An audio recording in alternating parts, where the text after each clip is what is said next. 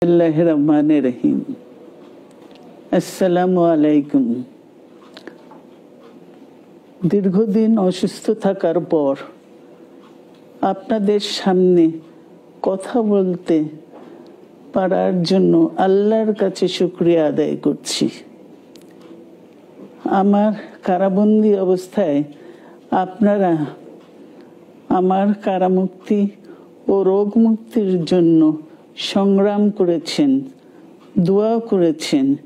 সেজন্য আমি আপনাদের সকলকে ধন্যবাদ জানাচ্ছি। দীর্ঘ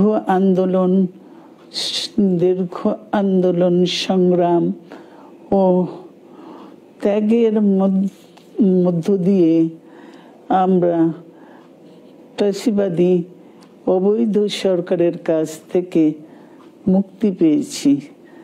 আমি আন্তরিক ধন্যবাদ জানাতে চাই আমাদের বীর সন্তানদের, যারা মরণপণ সংগ্রাম করে এই অসম্ভবকে সম্ভব করেছে। শত শত শহীদদের জানাই শ্রদ্ধা। এ বিজয় আমাদের নতুন সম্ভাবনা নিয়ে এসেছে। দীর্ঘদিনের নজিরবিহীন দুর্নীতি, গণতন্ত্রের ধ্বংসের স্তূপের মধ্য থেকে আমাদের নির্মাণ করতে হবে এক সমৃদ্ধ বাংলাদেশ। ছাত্র তরুণরাই আমাদের ভবিষ্যৎ।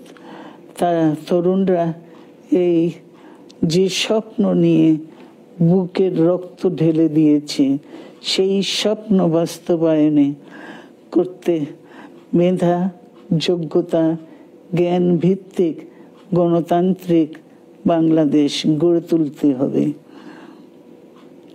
শোষণহীন সমৃদ্ধ বাংলাদেশ। সকল ধর্মের গোত্রের অধিকার নিশ্চিত করতে হবে। শান্তি,